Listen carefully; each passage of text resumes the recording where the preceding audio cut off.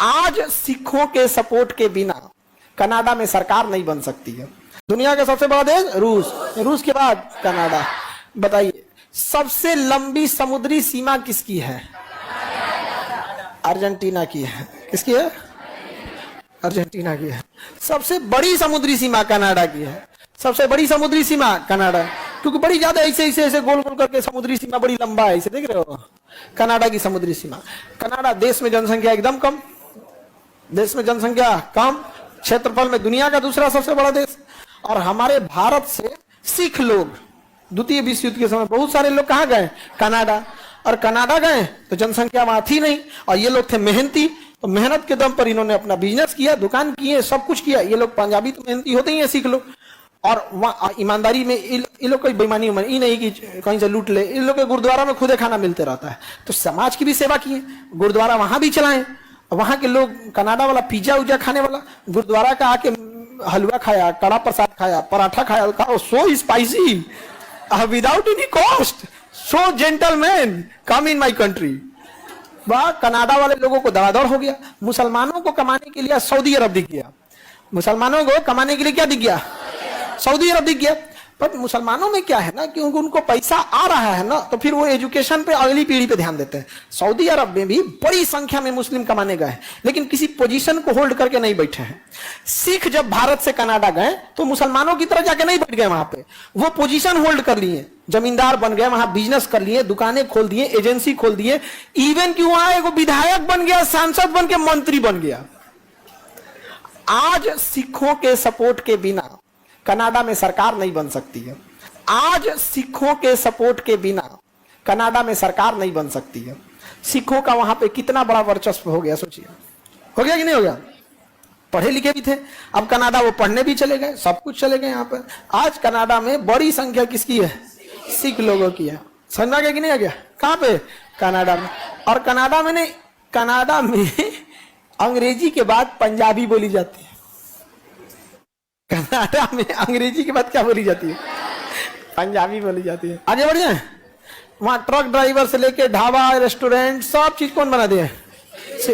विधायक बन गए सब, 8-10 ठो मंत्री, सांसद, सब हो गया। तुमको बताते हैं ना, आने वाले 10-15 साल में वहां का प्रधानमंत्री कोई सिख हो जाएगा।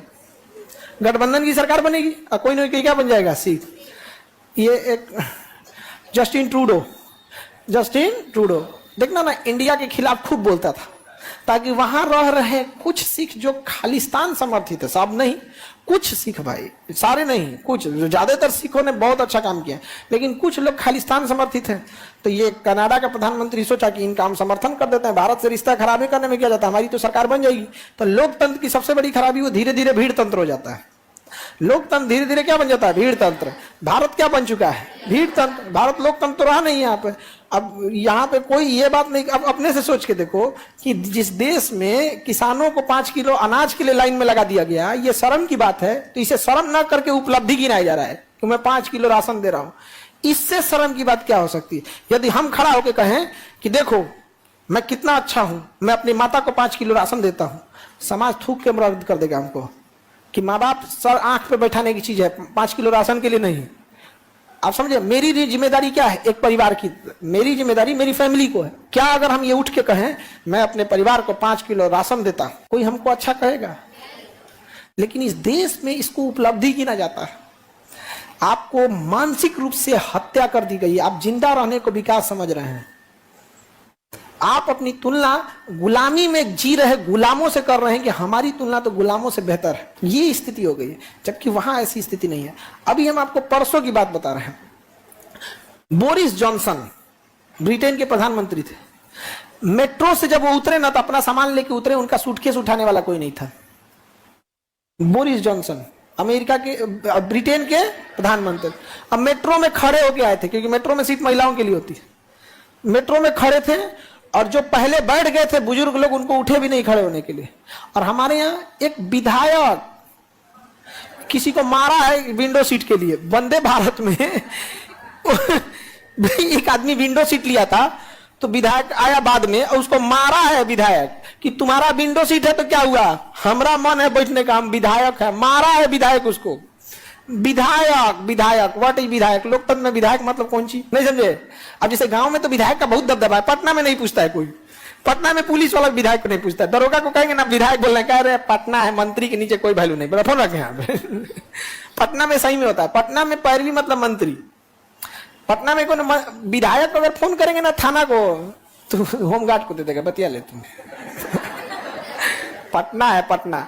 लेकिन तुम्हारे यहाँ गांव में तो विधायक अमीशपुरी है, गांव में तो विधायक क्या है, अमीशपुरी है। बड़ा बाबू हमेशा आगे पीछे करते रहेंगे, विधायक जी विधायक जी विधायक। पटना में नहीं होता है, पटना में सीधा मंत्री। अब मंत्री में भी आरा गरा मंत्री नहीं, सरकार के 5-6 को फेवरेट मंत्री होते हैं सब, वो भाई उन्हीं की बात सुनेगा, बाकी का सुनबो नहीं करेगा, सबका थोड़े सुन लेता है।